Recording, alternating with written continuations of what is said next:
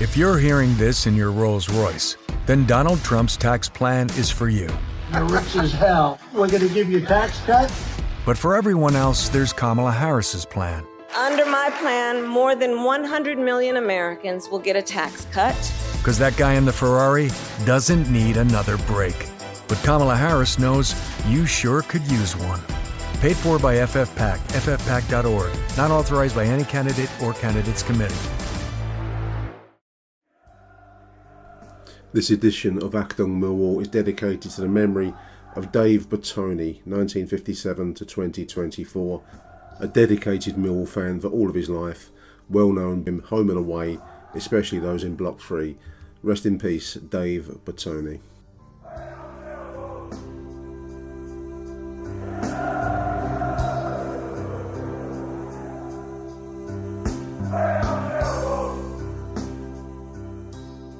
Well, fans that listen to Wall Talk would know we've been talking about your goal record. You scored one so far at the Den. You finally doubled your tally. I have doubled my Millwall tally. Tell us about the relief of seeing that hit the back of the net and open the scoring. Football's a weird game, and it was exactly the same chance as QPR, and people have just been killing me with kindness. Honestly, the staff have been, the manager especially, has just been so nice to me. The lads, it's just so nice. Just like. And I was saying to my lads, just saying like it's unbearable. They're being too nice to me. I was like, it makes me even more frustrated. I can't, produce for them. So yeah, just bit between my teeth, and it's just funny how it works. It was exactly the same thing, and brilliant play by Macca, and thankfully I was just there to tap it in. First half, I thought it was excellent. I think we got to the usual 28 to 30 minute mark at the Den, and we have a little wobble somewhere. It's always been for whatever reason, I don't know why, it's always been the case. And we rely on our goalkeeper to make a fabulous save in the first half. But then we've dominated the first half, and deservedly 2 goals up, 2 really good goals in their own right.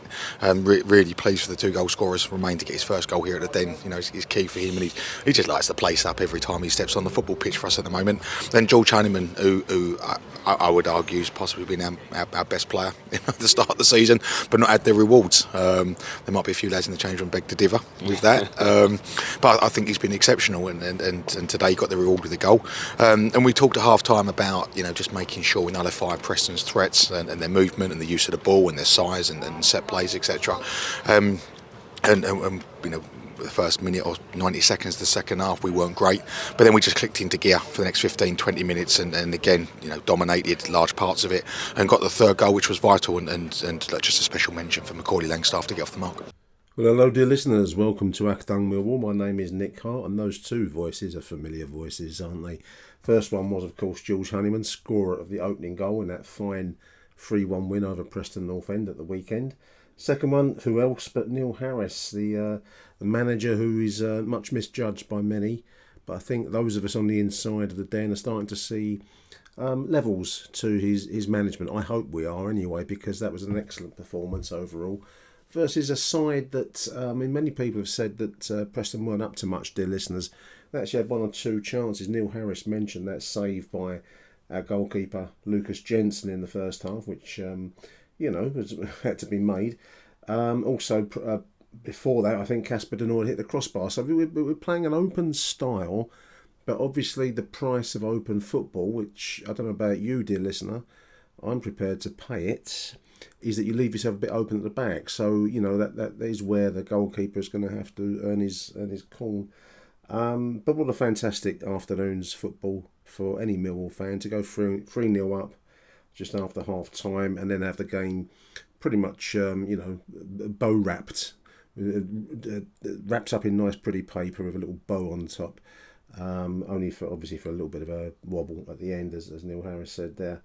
But I think it's a pretty good afternoon's work all round. Great to see George Honeyman get that goal. I've met him, as anyone that tunes into the Wall Talk podcast will know. He's a lovely bloke and decent bloke. And, football, as he said himself, there is a funny game. Sometimes you get chances and, sometimes you miss them. But I think it's just great to see him, as indeed Macaulay Langstaff, a player that we'll come on to during the course of this show. who I think is an improving element in our side. I think we may well, as Merv said in our first show, part 1 of this weekend's review of the Preston game, Merv Payne in yesterday's show said we may have signed bargain of the season, bargain of the century perhaps, if 750, because he's looking a very intelligent player to me, Macaulay Langstaff. And, let's not forget Duncan Watmore. Anyway, there we are, listen. Now, I was away at the weekend, as I think is reasonably well known around the ex-Twitter scene. So I just wanted to get this voicemail show. We did some voicemails yesterday. This is the remaining group of those I couldn't include in yesterday's show with Merv. Just to review Saturday's result. It did, of course, finish Millwall 3, Preston North End 1. Starting 11, Lucas Jensen in goal. Back line is a familiar one. That almost picks itself, doesn't it? Ryan Leonard, Jake Cooper, Jeff at Tanganga, Joe Bryan in front of them. Again, the team that's picking itself is always a good sign. George Saville, Casper Denor.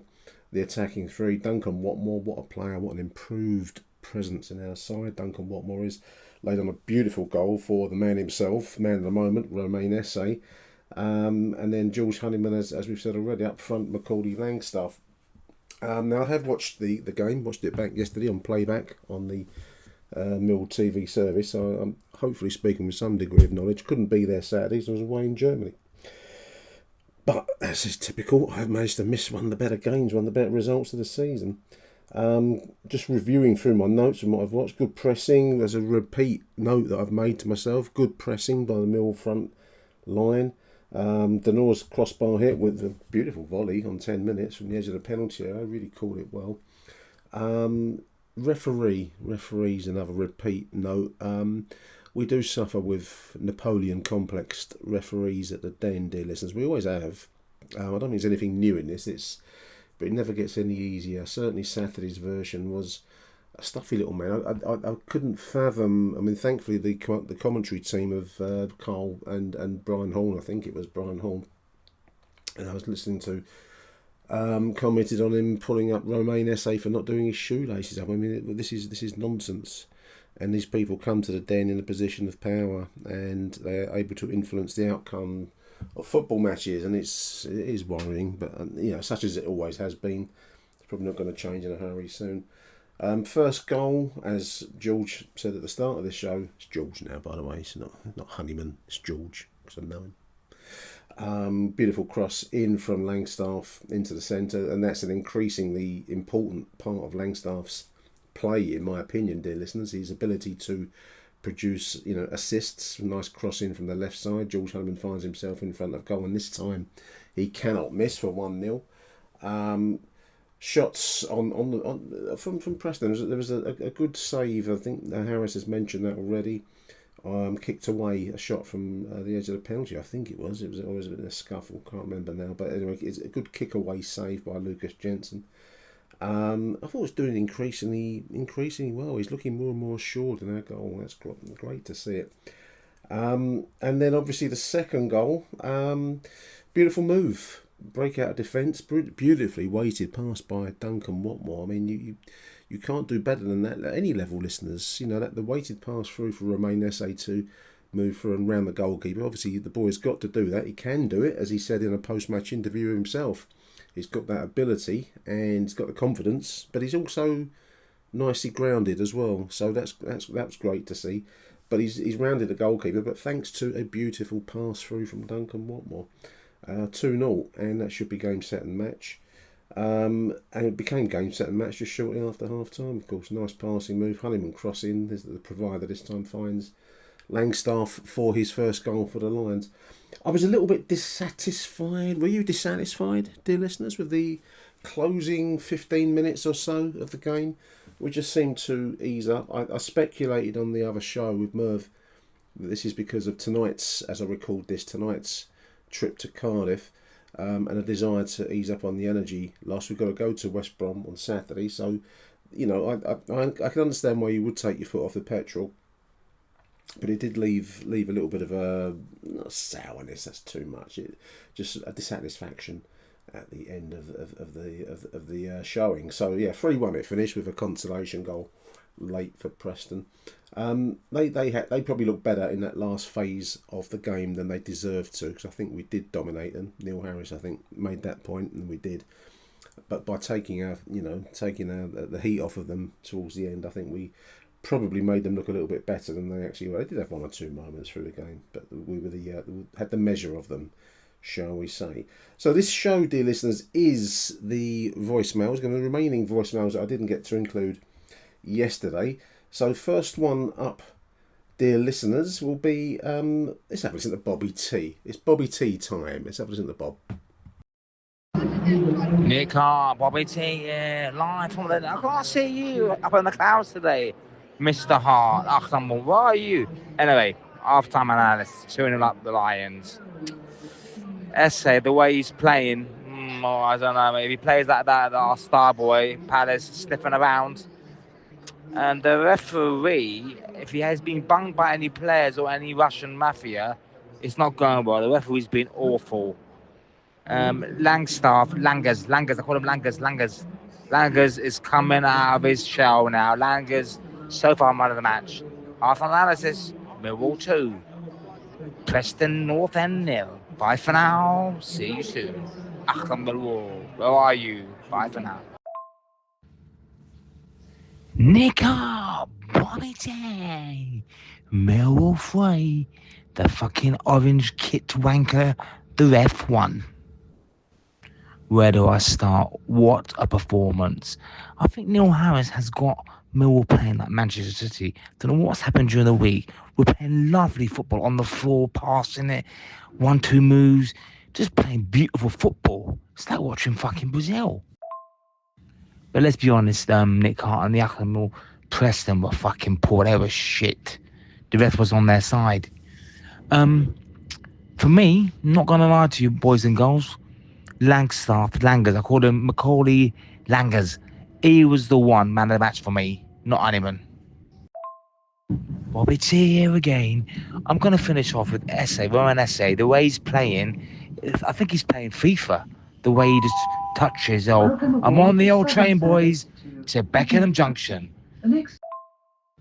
Nick Hart, Bobby T and the Achtung wall back here went under a fucking tunnel.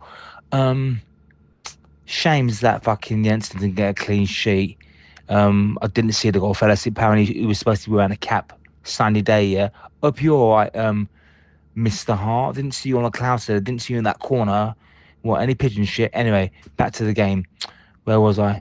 Jensen, I mean, the only save he had to make was from that fucking biting cunt, no, 28. He's getting charged on Monday. On this channel, this show, I have cussed Joe Brown a lot of times, saying retire shit, the flair player, too slow. But Joe Bryan, if you're listening, you've still got it, mate, in the locker. Solid tackling, good touches. He's a good pro. Nick Hart, Bobby T here again, stuck in the tunnel on the train, Beckenham Junction. But listen, Amaku, not a championship player, put on a bit of weight, bit of timber, slow, done for diving, then lashed out. For me, not a Millwall player. Honestly, he's fast, quick, get him out on loan. Terrible, kicked out, don't care. Great day out, Millwall 3, referee 1. Bye for now. One more Nick Hart, Bobby T here. I can't leave without giving the Serb the old big up. The Serb, come on. Got 23 minutes, should have scored, keeper saved it. Great day out. Bye for now. That's the unique sound of Bobby T. Big thank you, Bob. I appreciate those messages, mate. I appreciate your concern. I was actually having a good time in the Munich Oktoberfest, so I was probably about... Saturday afternoon, I was probably about 3 steins in, and that serious lager they drink out there, dear listeners. So I was following the game as best I could on social media. Big thank you to everyone that posts, because that kept me to some extent as best I could under the circumstances following it. But I did have a quick look at the playback, as I've said, on Monday when I was back home. So a lot of good content in there, Bob. The Imaku sending off City Boy. He's... How old is he? Is he 19? Is he 20? I thought he was 19. He might be a touch older than that. But you can't react like that on the football field, because you're going to give the referee every opportunity to send you off, which is exactly what happened. And now he's on a 3-match ban. I did find it interesting that as he walked off, Neil Harris made a pointed show of not talking to him as he went past.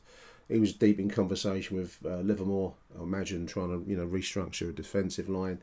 But clearly there's a bit of bad feeling there, perhaps. Message to Idemo, if you listen to the show, mate, is unfortunately when you take on a manager, unless you are, Ibrahimovic or Mbappe or Lionel Messi, the manager will always win those kinds of contests. You need to be top level star to battle against the manager, and unfortunately you're not there. I do get your frustration, Idemo, if you're listening. I've got this kind of imaginary conversation going on in my head with him now. I do get your frustration because it's hard, I think, to watch players like Romain Esse going major. You can see, I mean, as Bobby said, Palace might be interested. I'm sure they are. There will be others that will be interested in. All we can do as a club is look to get absolute top dollar. And we did a good job with Zian Fleming, and that this day will certainly come with Romain, because he's got the X factor, listeners. So, but when it does come, I've got more trust in our club now to get top dollar for him, which is what we have to do. We have to exploit the assets we have.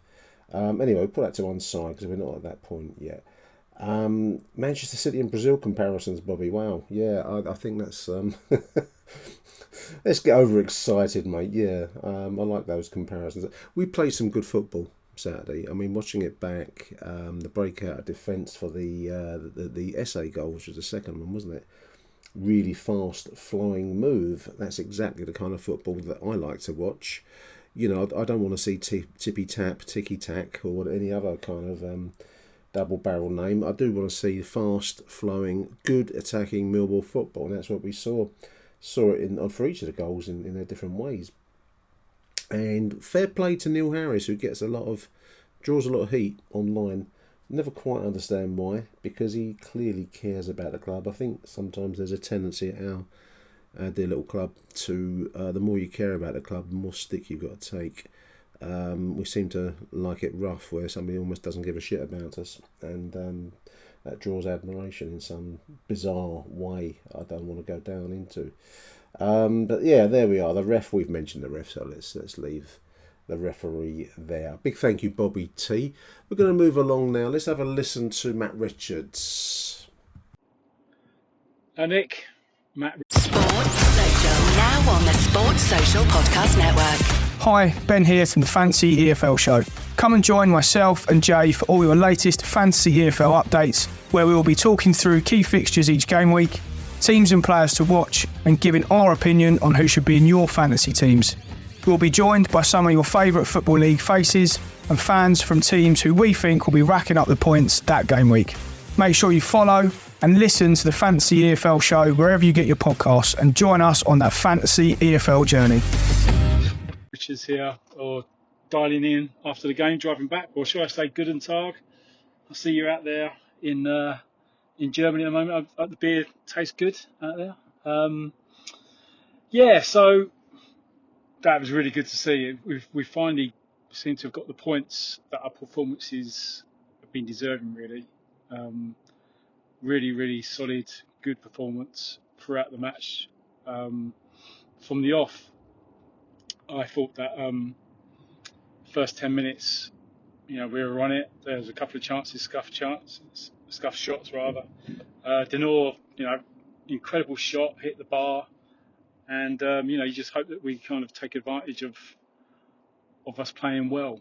Preston looks not a bad team on the ball possession wise, but so they look dangerous. And you see the possession stats; they had more possession than us, but didn't really create that many chances. Didn't look that dangerous. But anyway, yeah. So first goal, really good to see Honeyman score it. Obviously, well worked free kick. We say we're a bit frustrated on our free kick performance, bearing in mind the height we've got, but good delivery in and good ball over, I think, by Langstaff. So yeah, that was great. And then the second goal, I think just before that, Watmore, he had a burst through the middle, and he could have slipped it to his left where he had runners. That was a bit frustrating, but then I think it was after this anyway, the goal, and yeah, it was a decent ball to Remain, but he still has so much to do, and all he could do was to head it first time. That's the only chance. That's the only chance he had from such an acute angle, and he did it. It was a brilliant finish, and another fantastic performance from Romain Esse. He's turning into a man now. He really is. It was a little bit. He got a bit petulant, I think, in the first half, where he should have had a foul, and he's got to kind of take that out of his game. It's a bit like Marco, really, which we'll come to later. So 2-0, brilliant. And then you kind of thinking, well, it starts the second half strongly because you knew they were going to come out. So I think they put a couple of subs on. And then I thought great play by Macaulay Langstaff initially because he chased down the keeper. Keeper slightly hurries his kick, doesn't get the full distance on it. Joe Bryan, who thought was brilliant today, absolutely brilliant. He intercepts the ball, chests it down, runs forward, passes it into Honeyman. Honeyman, I think, scuffs it, and Langstaff scores his first goal. So almost like started by Langstaff and finished off by him. And obviously everyone's really pleased for him. It's just strikers need a goal, and he's been a bit unlucky. Should have scored some as well. So that was good. And then after that, we just kind of closed the game out really. Wintle came on, and I thought he did well actually. He just didn't stop running. Really good at closing down, and did what Honeyman did, but obviously with fresh legs. And Ivanovic came on as well, and we looked pretty safe in the second half. There wasn't many chances. Ivanovic had a chance, great save, but yeah, and obviously disappointed to let in a goal, which Jensen was. You can see he's really disappointed with, and you can see why, because he played really well. If I go through the team, I thought Jensen made a really important save at 1-0, stuck his leg out, great save, and he's coming into his own. He made a couple of other good saves as well today, a couple of good claims for crosses as well. His kicking was better.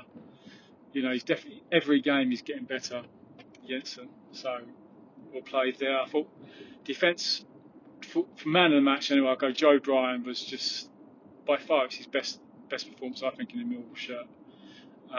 He was pushing up. He was pushing up on their would be their right back, and you can see Sav was slotting in and allowing him to push up because he was just reading him all the time, and the amount of interceptions he did was unreal. It was almost embarrassing, really. He was just intercepting the ball all the time, and really we probably could have created more or produced more from his burst down the left.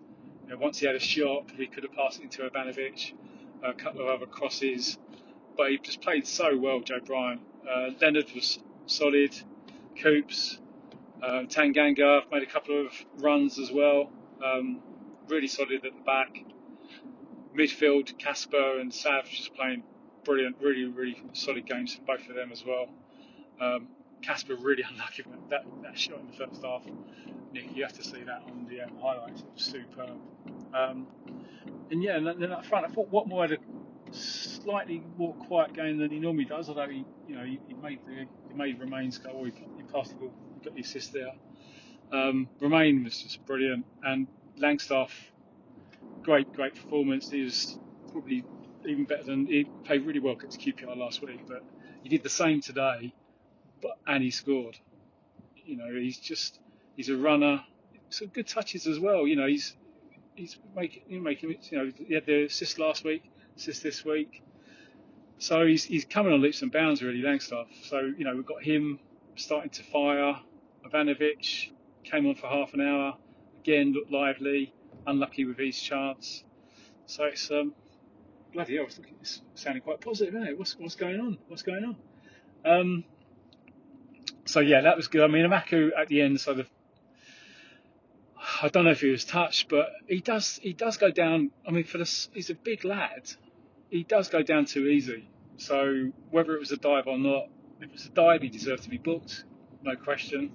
And he's got to learn not to react. I don't see him react violently. I didn't see him even push anyone, let alone hit anyone. So the ref, you just don't give him the option. You don't give that referee. The referee was absolutely dire. But so if you know that, you don't give the referee an option. So he needs to learn that. It's a shame to see him go off. But we saw the game out, and we had to return the status quo. So really important 3 points. A couple of away games coming up now. I think Cardiff got beat today, so we really need to take advantage of playing them on Tuesday, because we've got a tough game against West Brom. Although I saw Sheffield Wednesday beat West Brom. So anyway, good to get some points on the board. We're looking upwards now, so that's very good. Hope the beer's good out there in Munich. Cheers, Nick. The beer's excellent in Munich, Matt. I can recommend it as a trip to anybody. I had another stein. I'd already had a couple, 3 I think, in the morning, and the one more. I didn't really need it, but yeah, I've got to celebrate Millwall winning so well.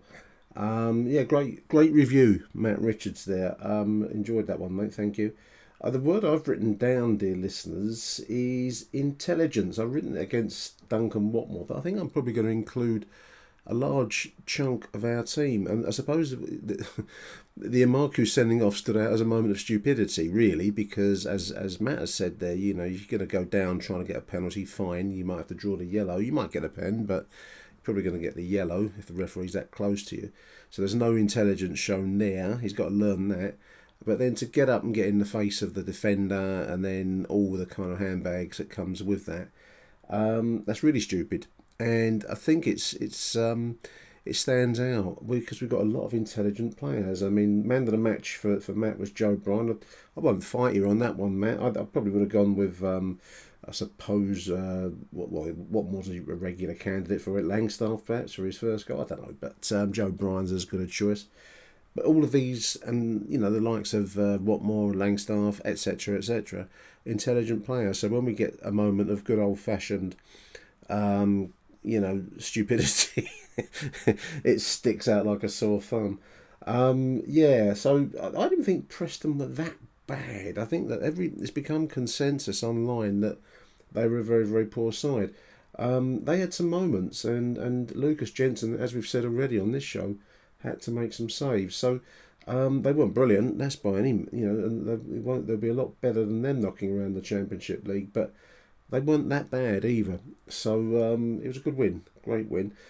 Just going back to the intelligence as well, I want to mention Casper De Norre, the man of the volley that hit the crossbar, but also his general play. That's an intelligent play. It is fantastic to see a Millwall side playing fast, intelligent football. I'm going to keep using that word. Because it's been a long while since we've been able to say that, and the reason, I suppose the point I'm trying to drive at is that when you speak to anybody outside the club, they still want to regard us as some kind of lumpen, long ball side, which is very far from the case. I don't give a shit what people think of us outside the club, because I hope that we on the inside know better. But it's been a long while since I've seen such fast, intelligent football. I keep going back to the early 90s. I mentioned it to Merv. I'm going to mention it to you too now, dear listeners. I'm talking about the first years, the glory years, if you like, of the McCarthy era, and the Foundations, which was the Bruce Rioch seasons, where we played some of the best football that I've ever seen. But getting back to that, it's a brilliant thing to see, dear listeners. So yeah, great message there, Matt Richards. Big thank you to him. We're gonna close out the show now. We're gonna go with David Liederkramer, and then we'll finish with Lawrence Binney, and I'll come back after Lawrence. Morning, Nick. Morning, everyone. David Liederkramer here after a terrific 3-1 win against Preston North End. I think just a few thoughts really. Firstly, I'm really enjoying going to the Den, and I think that Harris has got us playing some exciting football. It's not just hoofball. A lot of our goals are on the ground. A lot of our goals are will-work team goals, and I think he deserves enormous credit. As he said himself, he's been away for 5 years, and hopefully he's learnt to evolve during that period. And on the evidence of the last season, and certainly a lot of the games this season, he seems to have done just that. As I'm sure a lot of other people have said, terrific afternoon for 3 of our players in particular. Very pleased for Macaulay Langstaff, who I think really looks a player, actually. He's developed his game from obviously just a poacher when he was in League Two. He now realises he has to do a lot more in the Championship, and he seems to have the ability to do that. He's mobile, he's quick, and I think there's quite a lot to come from him. So I'm very pleased. I was dubious when we got him, didn't know how he'd fit in, but I've been proven wrong so far. Obviously, the injury to Coburn has given him a great opportunity. Terrific performance from Romain Esse. What a player. Can turn a game on its head. Electrifying when he gets the ball, and scored a lovely goal. Real athleticism and foresight to make the run and get on the end of it. And again, pleased obviously for George Honeyman after the very bad miss against QPR last week to get a goal. Special mention also, I think, for Joe Bryan. I thought he had a terrific game. One thing I think that we need to remember with him was that he was injured a lot in last season. This season he seems to be injury-free, and as he said himself, that makes a terrific difference. He can show us, hopefully, the class player that he is. Very pleasing all-round. Imaku, a young lad who really probably wouldn't have done that if he was a few years old and a lot more experienced. But otherwise than that, a terrific afternoon and a thoroughly enjoyable match from a Millwall perspective. Come on, you Lions. Hi Nick, it's Lawrence Binney here. Hope I'm not too late with the voicemail. Calling in after Millwall 3, Preston 1. I think another fantastic performance. I think a performance that was quite similar to the one we put on against QPR last week. Everything that we did right yesterday, we were also doing right at Loftus Road. Kind of breaking with pace. The interchanges between Honeyman, Watmore and Esse were fantastic. I think rather than kind of give a kind of eye test account of how good we were, I think it might be more interesting to maybe dive into some of the stats. So I went on a couple of the football stats websites, and I'm not sure how reliable these statistics are, because I know that, for example, for things like XG, different companies calculate it slightly differently, but roughly I think they're all kind of similar. So according to the stats websites, we have pretty much across the board the second highest XG in the league, with about 12.5 to 12.9 goals expected so far. And we have also scored 12 goals, which I think is the third or fourth highest in the league. We've also had the second most shots after Middlesbrough. And I think we would have easily had the most shots if Middlesbrough didn't kind of hit 27 against, who did they play? Some no-mark team. So Borough hit 27 shots yesterday. If it wasn't for that, I reckon we'd be pretty clear at the top with most shots in the league. So I think those stats give a pretty good account of a marked shift in the way that we've approached our attacking play this season. And I think actually the changes, while they have been kind of markedly different, kind of markedly noticeable, I don't think that we have massively altered the way that we approach games. I think what's happened is that we've simplified the way that we played. So rather than kind of focusing on the back five, kind of having overlaps from the likes of Bryan and Leonard, or Norton Cuffy in that role last season, our defenders are defending. We've got the two anchoring midfielders in Denor and Saville, and we've really worked on the kind of relationships, the understandings between the likes of Honeyman, Watmore and Esse over the summer. And while there have been kind of teething problems, it doesn't always pay off. Sometimes we've had different strikers in that role. It's sort of all clicked in the past few games, hasn't it? And I think having Langstaff up there, who is not just able to kind of hold the ball up, but really pulls apart defenders with his movement, it's just made us look so much more dangerous. Esse, again, I mean, what more can you say about his performances this season? He's brilliant. He looks a cut above, and if he carries this on, he will be worth 20 million quid at the end of the season. Watmore, again, has his limitations. His decision-making could be better, but I mean, you know, if his decision making was better, he'd probably be a Premier League player. And Honeyman, who I think has lacked the end product sometimes, but is also kind of growing into that role. Has hit the woodwork more than any other player in the division this season. And now I think the goals and the assists are starting to come. And his running is just priceless, just absolutely invaluable. He just unsettles defenders. He's like a terrier. He's like a Jimmy Abdu in the creative role. So yeah, it's all coming together really nicely. We do lack a bit of depth, I think, in the squad. I'm a bit worried if SA gets injured, or even Watmore or Honeyman. We don't really know how good Aziz will be yet. We've still got Maya to come back, but again, very, very unproven at this level. But yeah, it's just nice to watch us play good football. You know, like I think I said it in the last podcast, you know, if we finish 15th playing like we are now, I would take that over an eighth place finish playing Gary Rowett football. So yeah, very pleasing. And just because we simplified things doesn't mean it's easy. So you have to give massive credit to Neil Harris for changing us around. Yeah, onwards and upwards. Cheers, Nick. Fantastic stuff, Lawrence. And before Lawrence to David Liederkramer, David mentioned the word that I want to dwell on because it's kind of reinforcing what you're saying there, Lawrence, which is enjoyment.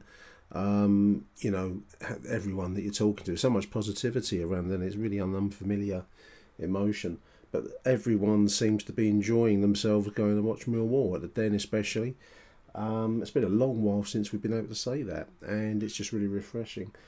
Football, I think, is really, you know, I can't argue with those stats, Lawrence, because I don't really know what half of them mean, to be honest with you, mate. It reminds me when I went on an entry to accountancy course once, and I got lost as soon as they finished with the Italian monk in the 15th century writing of his quill and his book on both sides of the book sheets. And we got into asset depreciation. I was my eyes glazed, the blood drained from my feet and my face, and I started staring out the window, and that's been so ever since. I must admit, with football stats, that's very similar. So, big thank you, Lawrence, for supplying those stats, because that would be something I wouldn't have thought to get. But they sound like we're playing good attacking football to me. Pace and passing style is the magic cocktail, isn't it? We're very pleasing on the eye, and I do agree about the partnerships within the side as well, Lawrence. I mean, it's just it's what you need to build to get anywhere. But with the lack of depth, yeah, you know, we're carrying quite an injury crisis really at the moment. So to still be producing such beautiful football as we've seen through the season, and now we're starting to see the results, I think it's quite an achievement. Don't even talk about Romain SA getting injured. I don't want to hear any story. A bit like Queen Victoria, we will not hear of it. And that's the end of it. So big thank you to David Liederkramer and to Lawrence Binney. A thank you to everyone for contributing to these two shows. Actually, that's the voice notes. I just wanted to say a few bits. What are they? Not housekeeping. I hate that word when they say that at any kind of seminar. Bit of housekeeping. I just wanted to send my best wishes to the family of the chap we mentioned at the start of the show, Dave. But only Dave apparently is an old Millwall fan from the 70s, followed us home and away through the First Division days. It was his funeral yesterday, and he's been not so well in recent years. He was in suffering with some issues late in his life. But I wanted to send my personal condolences and thoughts to everyone that knew him. He was well known in Block 3, Row A, Block 3. So he was known as Dave, from 1957 to 2024, and that was his funeral. So I had a thought and a suggestion actually from regular correspondent Mike Bissica to do a kind of a show every now and again of any, like an obituary show for Millwall fans. I don't know if we could do that really.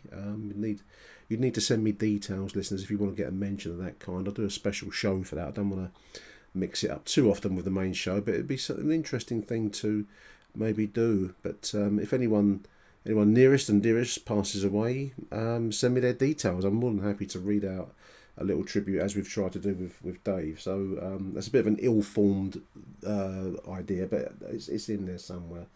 I'm going to send my best wishes to Matty Webb. He's a regular correspondent on this show. He's laid up at the moment in hospital. He just sent me a picture. We've posted it on Twitter and sent it to me. So for everyone's consumption, a picture of his feet and on a National Health Service bed. Thinking about you, Matt. Let's get you back to down the Den very, very soon. A couple of other posts I picked out from the selection of Twitter's, the rich tapestry. On this day, 1988, there's the YouTube clip of us beating QPR 3-2. Everyone that was there, myself included, will never forget the day because we went top of the league, top of Division 1. I never dreamt that could ever happen with Millwall, the club that I'd followed, since '72. But there we were, goals from Herlock, and it was the other goals. Cascarino, I think, scored. And Herlock, I think, did he get 2 that day, Herlock? I can't remember. But yeah, wonderful footage. Do have a look at it. It's I reposted it. So if you follow me at Achtung Millwall, you can find that clip of Millwall beating 3-2 at the Den in the beautiful hazy sunshine of my dreams. Day I'll never forget. And another thing I never thought I'd see is the club have actually posted. I think it's the anniversary of us playing in Europe in the UEFA Cup versus Ferencvaros. There's some pictures and a flashback gallery of the team that day under Dennis Wise, of course, playing out there in Budapest. 20 years, dear listeners, 20 years. There we are.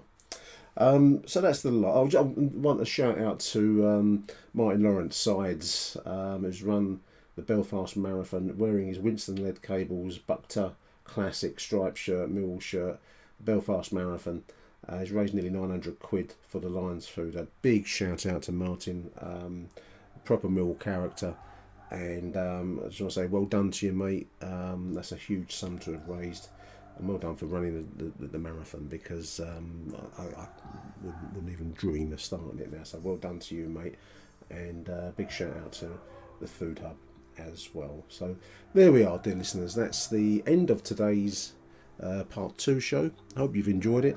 I'm trying to wrap it up quickly because the Mill game will kick off in a few hours and I'll get my dinner in. So until the next edition of Achtung Millwall, from me, Nick Hart, thank you for listening, dear listeners. Until the next edition, arrivederci Millwall. Bye for now.